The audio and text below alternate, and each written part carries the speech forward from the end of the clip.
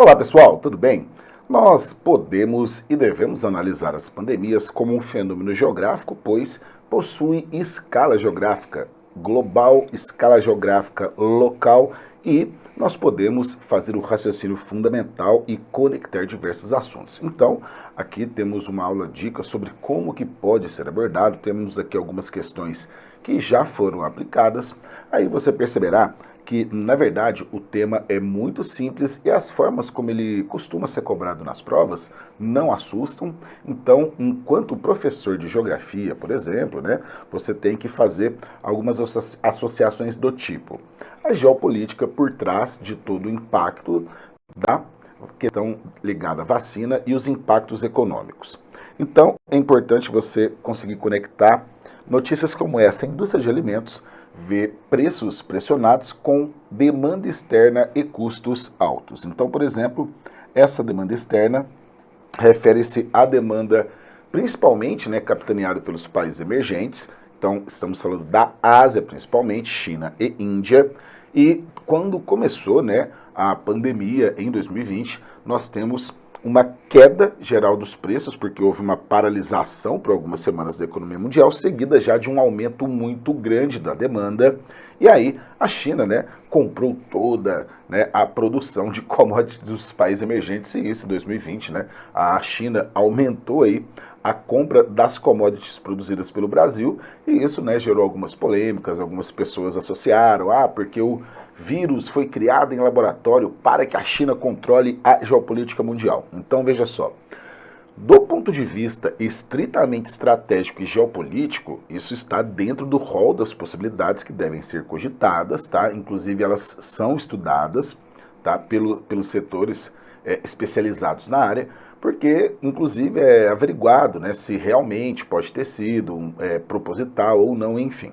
Tá? Outra coisa é você associar uma pandemia produzida propositalmente em laboratório para manipular o preço. Então, digamos assim, se isso fosse verdade, assim, pode ser até que a gente descubra muita coisa, mas é uma estratégia geopolítica que o custo seria potencialmente muito alto, porque algo assim daria um argumento legítimo para todo mundo ocidental justificar uma guerra contra a China. Então, como os custos, né, políticos, geopolíticos são muito altos, você deve associar, tá?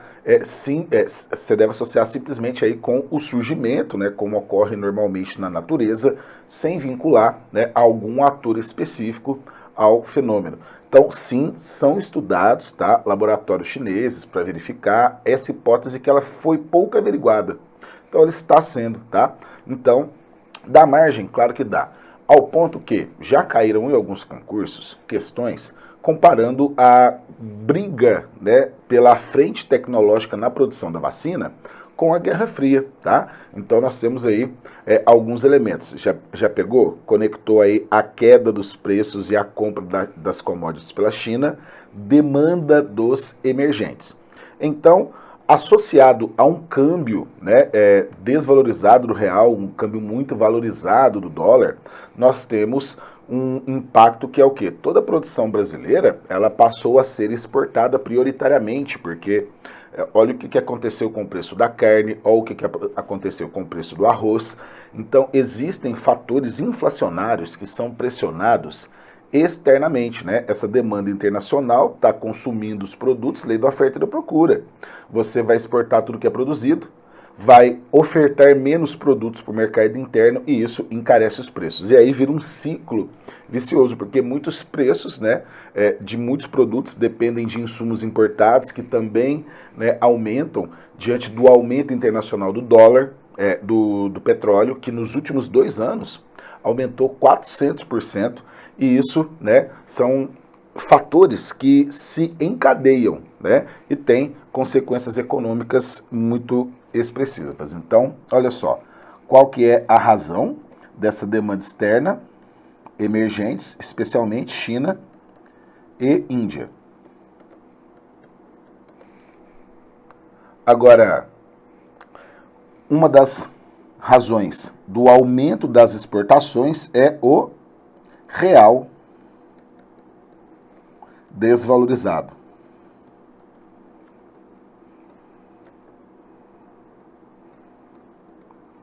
Porque você cria um contexto favorável, um câmbio favorável à exportação. E isso vai explicar alguns fatores da inflação interna, tá? Porque é um fenômeno complexo, envolve muitos elementos. Então, a inflação. Então, olha só, essa tem a ver o quê? Exporta, falta, aumenta o preço. Só isso. Quais são as razões da demanda internacional, emergentes e o nosso câmbio que facilita a exportação? Cara, então afetou diretamente a capacidade de consumo da classe média brasileira, né? Porque na pandemia o grupo social mais atingido foram os mais pobres, né? Então, vamos pegar aí 70% da população brasileira se inclui dentro dos fragilizados socialmente. Olha que loucura, né, cara? Que você vive em lugares cujo isolamento social é muito complicado. Então, você pode fazer uma relação direta entre a fragilidade social e a relação da infraestrutura urbana, por exemplo, porque são os lugares mais infectados, são os de fragilidade social e são aqueles que carecem de políticas públicas, principalmente aí na questão do saneamento básico. Então, olha só, você já conectou aqui elementos ligados ao espaço, porque lembrando, na nossa definição, né, espaço geográfico é aquele que é transformado pelo homem e temos essa associação. Imagine num cartograma, né? Se você pegar um mapa das áreas mais afetadas com os mapas de fragilidade social, você percebe que eles vão se sobrepor, beleza? Então, pensa primeiro aí na implicação econômica das exportações, pensa na questão da distribuição do impacto da pandemia sobre o espaço, tá? E, por exemplo, a questão da disputa pela hegemonia de quem vai conseguir produzir a tecnologia. Por exemplo, né, você tem algumas vacinas que controlam, né, que basicamente monopolizam praticamente toda a produção mundial. 95% das vacinas consumidas no mundo são 5 delas somente, né? Então, olha só, a Coronavac e a Sinopharm, Sino, né, chinês, estão entre as 5. Olha que loucura. Então, de 5 grandes vacinas, 2 são chinesas. E a mais usada no mundo é a Coronavac, beleza? Então, olha só, em primeiro lugar, né, perceba o volume absurdo, né, da Coronavac, 1,8 bilhão, e da Sinopharm, que tem 1,6 bilhão, que está empatada com a vacina da Pfizer. Então, de longe, né, o país, você já sabe, beleza, a Coronavac é a mais consumida, e o país que mais produziu e vendeu foi a China. Então, isso, em termos geopolíticos, tem peso, porque acaba por influenciar o cenário internacional, porque são duas potências, né, Estados Unidos e a China, que é a grande potência em ascensão, disputando quem será a vanguarda no desenvolvimento, né, da vacina. Então, isso você pode reproduzir o mesmo raciocínio da Guerra Fria, igual você tinha a busca pela vanguarda tecnológica, a busca, né, pela corrida armamentista, né, chegar na Lua, corrida espacial, enfim, nós temos aqui a mesma lógica, tá? A disputa de uma vanguarda tecnológica, agora no caso seria a vacina.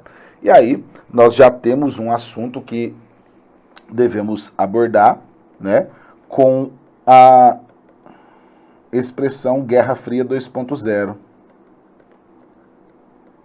Então, se eu falo em Guerra Fria 2.0, eu estou me referindo à ascensão da China enquanto potência, né, e as tentativas dela tentar marcar e garantir, né, um espaço de destaque na geopolítica internacional. Então você pode incluir aqui os dois principais temas dessa Guerra Fria 2.0, que é a disputa pela internet 5G, né, e o uso de dados. Então, os Estados nacionais ocidentais todos têm bastante preocupação com os potenciais usos dos dados, caso a China, né, controle as tecnologias de telecomunicações, tá? Então isso daí que fazia parte do discurso do Donald Trump.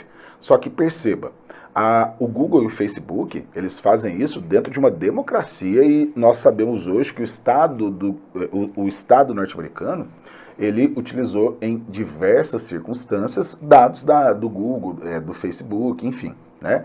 Então, as empresas chinesas, né, com uma relação diferente que as empresas têm no capitalismo liberal, lá na China, que é chamado por muitos de capitalismo de Estado, o Estado socialista chinês tem ingerência, né, tem uma influência muito grande sobre as big techs chinesas que estão se desenvolvendo. Então, por exemplo, né, a questão do uso de dados certamente vai ser também, né, utilizada com fins políticos, assim como já é pelas potências ocidentais, tudo bem? Então, Google e Facebook compartilham dados, por exemplo, isso tem a ver com as leis de segurança nacional dos Estados Unidos, política antiterrorismo.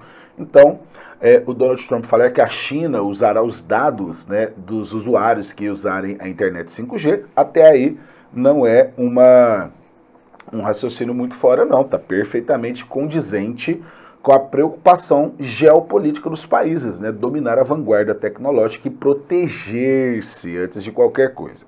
Então, além de falarmos da internet 5G, outra coisa que você associará a essa Guerra Fria 2.0 é a busca pela vanguarda da vacina, que você já viu, né?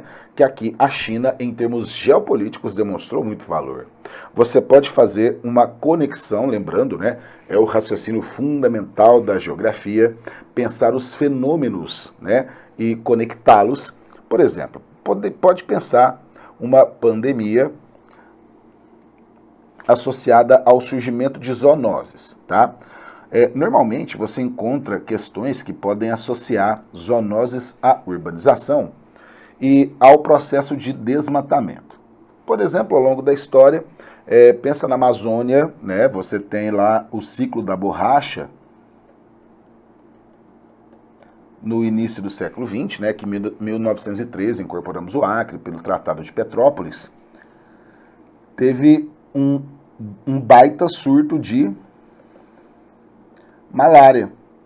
E foi lá, inclusive, né, que o médico sanitarista Oswaldo Cruz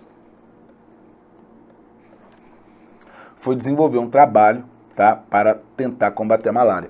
Então, Oswaldo Cruz, que ficou muito, né, conhecido pela questão da revolta da vacina no Rio de Janeiro, ele logo que tinha trabalhado, né, nos canteiros de obra da Ferrovia Madureira-Mamoré, que ele foi para o Rio de Janeiro tentar combater as epidemias tradicionais de lugares tropicais e portuários, né, que são sempre ligados à questão sanitária. Então, olha só, associa, tá, o Oswaldo Cruz às vacinas, ao combate à febre amarela, ao combate à malária, o combate à peste bubônica, tá? Então, olha só, no espaço urbano, quando você está numa cidade pequena, por exemplo, né, e a mancha de urbanização está aumentando, então pense aí em cidades do centro-oeste da região norte, né, nas frentes de expansão da fronteira agrícola, é muito comum que todas as cidades tenham tido algum tipo de epidemia em tempos recentes, assim, eu falo os pioneiros, por exemplo, você começa o processo de ocupação da fronteira agrícola no estado do Pará, avança o desmatamento, e naquele período de avanço do desmatamento naquela região, é muito comum que os que trabalham na extração da madeira, que normalmente ocorre de forma ilegal, né? Quando você fala em expansão da fronteira agrícola, é isso, né?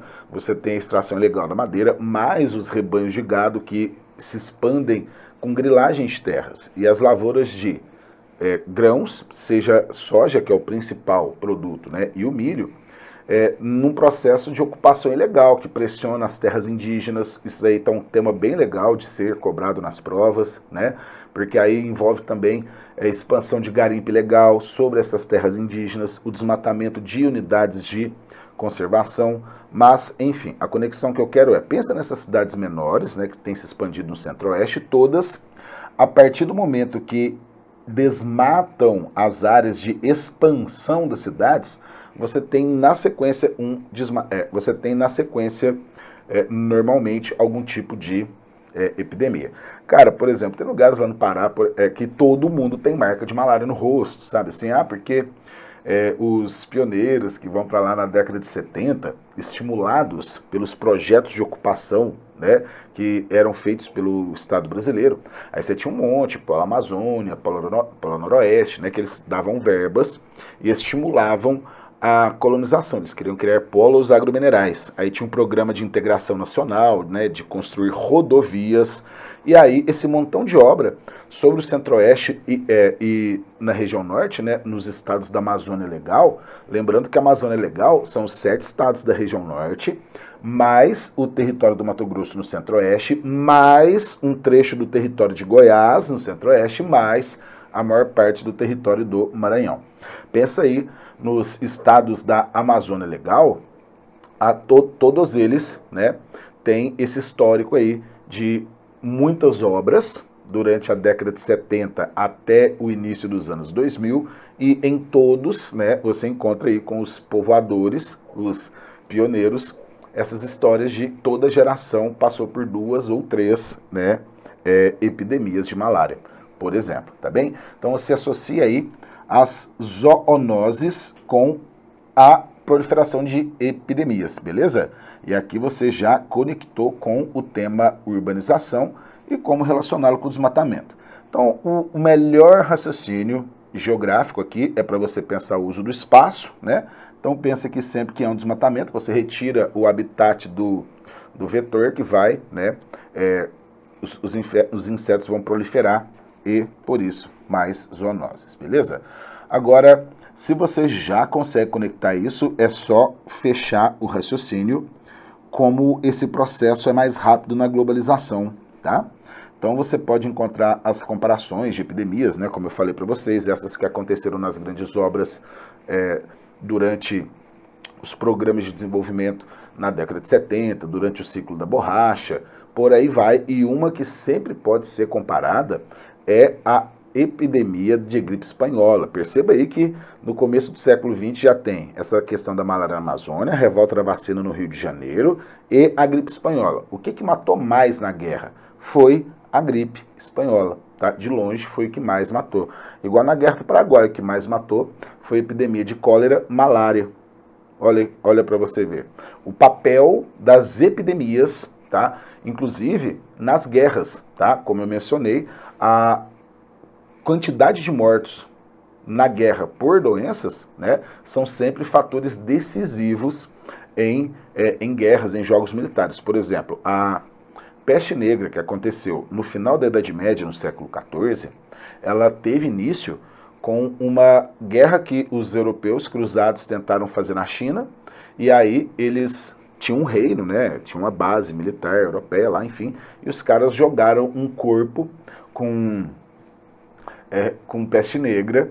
Então você pode identificar esse uso como um uso, né, militar, uma espécie de arma biológica naquele contexto ali da Idade Média, tá? Então tem um livro muito interessante, né, chama Ferro, Germes e Armas, que são os elementos, né, que ao longo da história determinaram a geopolítica e a ocupação do espaço. Por exemplo, você pode encontrar questões até, tá? Não acho que vai ser tão pesada assim a prova, acho que pode abordar o assunto, mas vai ser de uma forma bem tranquila, tá? Por exemplo, o peso das epidemias na colonização da América, tá? Imagina aí os incas, os astecas e os maias, civilizações tão avançadas, né? Tinham cidades mais equipadas e com infraestrutura sanitária do que tinham na Europa. Então, para nós pensarmos a questão de como que eles foram dizimados, claro que você tem que levar em consideração a questão das estratégias, a questão da arma de fogo, mas o que mais matou, indubitavelmente, foram as epidemias. Assim também foram no Brasil. Então, há um peso geopolítico na guerra e na conquista também que pode ser relacionado às epidemias. Então, por exemplo, você já sabe que a Guerra do Paraguai, o que matou mais foram as doenças, já sabe que a gripe espanhola também matou mais. Agora, perceba o seguinte, quando aconteceu a gripe espanhola, tá? Lembrando que a recomendação da Organização Mundial da Saúde é que não se associe a gripe a um lugar ou a um grupo específico, como aconteceu no caso da gripe espanhola. Então, por exemplo, a vacina chinesa, não, isso daí são expressões que, enquanto professor, principalmente, né, você deve evitar, você tem que tentar sair fora disso, tá bem? Então, olha só, o que eu quero que você perceba é, a gripe espanhola se tornou global em 1918, demorou 1 ano e meio, cara, 1 ano e meio. Então, por exemplo, a H1N1 em 2009 se tornou global em 6 meses, a pandemia da Covid-19 em 4. Então, você vai associar isso com o quê? Com a maior fluidez, os maiores fluxos e as maiores trocas na globalização. Então, nós mencionamos os espaços sociais mais fragilizados são aqueles que foram mais impactados. Só que lembrando que a pandemia, ela chegou de avião, chegou, né, nos grupos sociais privilegiados, nos mais ricos e dali se espalhou. Então, no começo, né, da pandemia em 2020, foram noticiados vários tipos de comportamentos chocantes, né, enfim, que envolviam, por exemplo, nessa questão do trabalho doméstico, pessoas que estão sendo denunciadas aí por trabalho escravo, porque faz aqueles anúncios de, tipo, você não pode sair durante a pandemia, não pode, tipo assim, faz o isolamento social, mas aí oferece uma vaga de emprego criminosa, né, cara? A pessoa vive numa alcova. Enfim, então você vai associar a velocidade, tá, e a globalização. Então, lembrando que como o mundo passa por um momento de polarização e choques culturais, então você pode pensar aí no contexto do governo Donald Trump, que mesmo que com a chegada no poder aí do Joe Biden, mudou bastante, né, claro, a condução do governo dos Estados Unidos. No entanto, tá, as questões geopolíticas continuam, os conflitos continuam. Você tem o eleitorado do Donald Trump, que ele é muito forte, é muito expressivo, principalmente no interior dos Estados Unidos, e é uma possível conexão, essa xenofobia, tá, com outros temas ligados à economia. Por exemplo, hoje, na Europa e nos Estados Unidos, tem uma xenofobia cada vez maior, e você pode associar isso com o desemprego. Por exemplo, até o início dos anos 2000, você precisava de muitos trabalhadores para lidar com os trabalhos domésticos, né? Enfim, serviços em geral. Hoje, na Europa e nos Estados Unidos, até isso que eram cargos ocupados, eram vagas, né, ocupadas pelos imigrantes, a maioria, inclusive, imigrantes ilegais, hoje, né, o próprio norte-americano, estadunidense, o próprio francês, enfim, eles estão procurando essa vaga, porque modernizou tudo e agora não está sobrando trabalho. Então, a modernização tecnológica e o desemprego está relacionado ao aumento da xenofobia e à forma como o tema da vacinação e do início da pandemia fora tratado pelo governo Donald Trump, tá? E aí tem outra coisa, o Trump falava abertamente que a China, né, estava, né, numa situação perigosa, né, em relação à produção dos Estados Unidos, porque as fábricas dos Estados Unidos todas foram para lá, né? Aí o Trump deu um monte de isenção fiscal para atrair as fábricas de volta. E isso tudo, essa jogada de poder, tá? Essa polarização, a vacina ocupou um papel central dentro de um discurso xenofóbico, tá bom? Então, é isso aí. Temos que pensar aí nos movimentos, reação social, globalização econômica, enfim, e como que esse tema tem sido tratado ao redor do mundo. Você tem as recomendações da OMS, tá? Lembrando, recomendação não tem nenhum país tem a obrigação de seguir, só que existe um pacto social implícito na geopolítica de que pressupõe-se, né, que a Organização Mundial de Saúde, ela reúne cientistas de ponta de todo o mundo, representantes de todos os países, todos com um alto grau de excelência acadêmica na pesquisa científica, estudam o fenômeno e dão recomendações, tá? Ah, mas a OMS não deu tempo de estudar direito? Não, evidentemente. Por exemplo, o tempo para se compreender a pandemia, o tempo para se desenvolver uma vacina não é o adequado, mas dentro de todos os fatores de boas práticas, podemos dizer assim, aí ela recomenda, tá? Então é uma fonte confiável, né, para a maioria das pessoas, enfim, consenso mundial que a OMS entre os líderes, entre os diplomatas, né, enfim, que a OMS ela tem uma importância ímpar, principalmente no levantamento de dados, tá? E na proposta, né, de ações. Então, por exemplo, o que se mostrou como medida mais eficaz foi o distanciamento, tá? O uso de máscara e sabão, coisa simples. E, por exemplo, distanciamento, eventuais lockdowns ao redor do mundo, aí cada país reagiu de uma forma diferente, né? Por exemplo, aí cenas até engraçadas da forma de combater a pandemia na Índia, que colocava fiscal na rua e dava porrada no povo que passava se não estivesse cumprindo. Enfim, a capacidade ímpar da ditadura totalitária chinesa de fazer isolamentos sociais, né? Construir hospitais rapidamente, enfim. Então, o uso político da pandemia pela China, sem dúvida nenhuma, foi um momento de destacar o seu poder e sua capacidade de execução, tá? Então, você pode associar esses elementos aí à nossa geopolítica. Então, por exemplo, você pode identificar que ao falarmos de Donald Trump e Boris Johnson, são dois fenômenos políticos que são associados ao neopopulismo de direita, né, ou seja, que faz uso das meios de comunicação, né, que procura fazer uma imagem para se aproximar do seu eleitorado com um discurso radicalizado, né, que dialoga com esses grupos que eu estou mencionando, que estão radicalizados na Europa e nos Estados Unidos, principalmente devido ao quê? Desemprego, porque tanto a modernização tecnológica quanto a transferência, né, a desconcentração industrial em nível global que vem acontecendo da década de 70 até a atualidade. Lembrando, né, Estados Unidos, a União Europeia e o Japão são predominantemente, todos devem para a China, tá? Os Estados Unidos têm um déficit comercial com a China, que é uma coisa absurda, e as economias ou crescem pouco ou nem crescem, tá?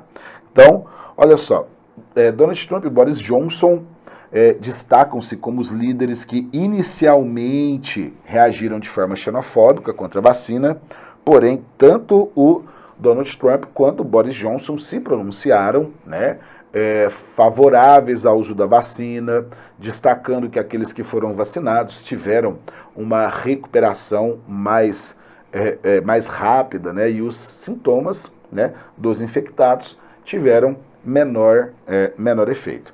Então, você pode encontrar, por exemplo, né, uma relação do SUS, que é um sistema único no mundo, enfim, a importância desse sistema único de saúde, que congrega, né, tanto a União, os estados e os municípios, né, de uma forma que elas dialogam muito bem, e o SUS tem o SUS do pronto atendimento, né, que é muito ruim em geral, que é muito superlotado, as vagas, né, que colocam aí a dignidade humana em questionamento, mas existe também o SUS, que dá tratamentos, né, caríssimos, oncológicos, cardíacos, entre outros, tá, para a população. Então você vai associar o SUS, tá, com a gestão da pandemia, a rapidez da vacinação, por exemplo, né, enfim, e que é um instrumento criado pela Constituição de 1988. Então, aqui foi o ponto que nós discutimos inicialmente, né? A queda do preço das commodities inicialmente, depois rápida retomada da demanda internacional, e aí, aumento da demanda internacional, aumentam os preços das commodities e, né, aquele panorama de exportação e o encarecimento das mercadorias aqui no Brasil. Então, você pode ver que nas questões das provas, o tema é discutido numa boa, tá? Não são cruéis as questões. Por exemplo, em relação à doença Covid-19, causada por um coronavírus identificado recentemente, marque a afirmação errada. Então, a maior parte dos infectados se recupera sem qualquer tratamento médico especial? Sim. Dentre os mais propensos a desenvolver sintomas graves estão as mulheres? Evidentemente, está errada, tá? Existem outros tipos de coronavírus? Sim. Uma das medidas recomendadas para se prevenir o contágio é lavar bem as mãos. Então, é isso aí mesmo, tá? Então, veja só. Particularmente, né, a minha visão é uma doença com não tem um padrão tão claro, né, cara? Eu tento sempre conversar com os especialistas, é bem complicado, porque eventualmente você tem lá um idoso que se infecta, né, e consegue se recuperar, tem poucos sintomas, aí vai um rapaz, atleta, 20 e poucos anos, não tem nenhum histórico de doença, enfim, e se infecta e, né, infelizmente, não resiste. Então, temos muito ainda, né, o que explicar, o que entender, então destaca-se o importante papel da ciência. E também você pode encontrar até mesmo questões que destaquem a importância da mulher no desenvolvimento da ciência e no combate à pandemia, né? Porque destacaram-se diversos cientistas em todas as etapas que envolvem pesquisas e avanços, tá? O papel das mulheres no desenvolvimento da ciência no Brasil e no combate à pandemia, dá até tema de redação. Covid-19 é a doença infecciosa causada pelo novo coronavírus. Em qual país foi identificado pela primeira vez o vírus causador da Covid-19? Né? China, sem erro, né? Então, lembra, cuidado com teorias da conspiração numa prova de concurso. Não acho que vai ser o nosso caso, mas o examinador pode até fazer uma pergunta maldosa para ver se você cai em fake news, alguma coisa desse jeito, tá? Então, no geral, não espere coisas complicadas. Certamente pode fazer alguma dessas conexões que eu mencionei para vocês, tá? Porém, não vai fugir disso. Pode fazer uma relação também com os Objetivos do Desenvolvimento Sustentável, que é a Agenda 2030, né? Os 8 principais objetivos propostos aí pela ONU para que alcancemos o desenvolvimento sustentável, e ali está, né, combater a pobreza, reduzir as desigualdades e, né, universalizar o acesso à saúde e ao saneamento básico. Então, bora lá. A OMS lamenta que a África permaneça à margem na campanha de vacinação contra a Covid-19. A manchete acima cita uma preocupação com a África e pode parecer que não seja de interesse para a nossa população, mas nesse momento, tudo que diz respeito à Covid é importante para todos os lugares do mundo. Prova disso é a informação a partir do OMS. Qual é o significado dessa sigla tão falada nos últimos tempos? Organização Mundial da Saúde, órgão subordinado à Organização das Nações Unidas, criadas em 1945, após a Segunda Guerra Mundial, tá bem? Cujo objetivo é o quê? Manter as relações internacionais em equilíbrio, harmonizá-las, estimular a colaboração entre os povos e evitar uma guerra. Então, o Ministério da Saúde habilita mais de 11 mil leitos de UTI para a Covid-19. O que significa UTI? Unidade de terapia intensiva. O ministro da Saúde iniciou oficialmente a campanha de vacinação contra a Covid-19 no Brasil, dia 18 de janeiro de 2021. Marca a alternativa que não contém participante do primeiro grupo a receber a primeira dose da vacina.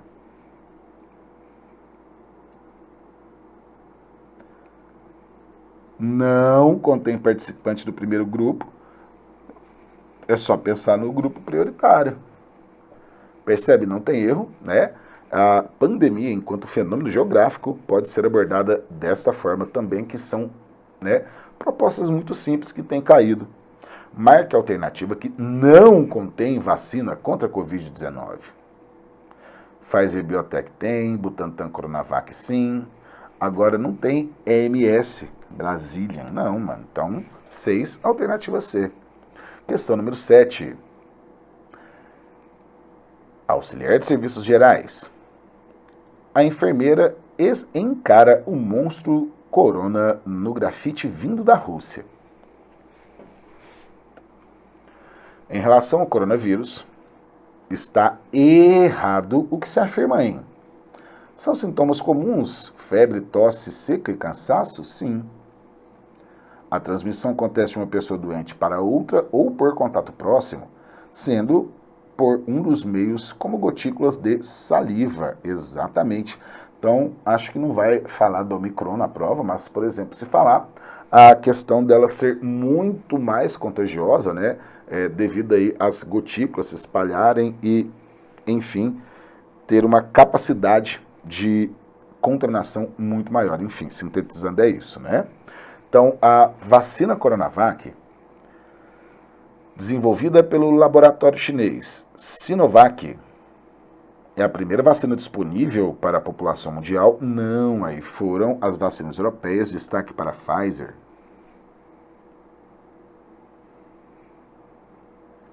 Então, né, sintomas fortes, mialgias, distúrbios gastrointestinais, sim, há registros, perda e diminuição do olfato, anosmia, sim, há registro, perda ou diminuição do paladar, também há registro, e inclusive, né, alguns relatos de impacto na atenção, enfim, tá? E 8, quando o Brasil identificou o primeiro caso de Covid-19 no Brasil, tá? Foi quando essa daqui é fevereiro de 2020, né? Foi novembro de 2019, foi anunciada a pandemia, né, na China, e no Brasil chegou em fevereiro. Então, 9. Ah, e lembrando, a Organização Mundial de Saúde decretou, né, estado de pandemia em março. O imunologista Mauro Teixeira disse que as pessoas que se recuperam da Covid desenvolvem anticorpos por um bom tempo. Duram pelo menos 6 meses, depois tendem a cair ao longo do tempo. Quem pega Covid fica protegido entre 80% e 85% contra a nova infecção.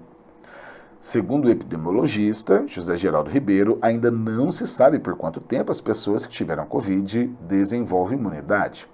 Há uma estimativa de no mínimo 8 meses. O problema é que com a chegada de novas variantes, essa imunidade pode ser vencida. O depoimento dos especialistas citados na reportagem indicam que a imunização pelo contágio deve ser evitada de todas as formas? Não. Porém, a forma de proteger totalmente, não, esses daqui já, né?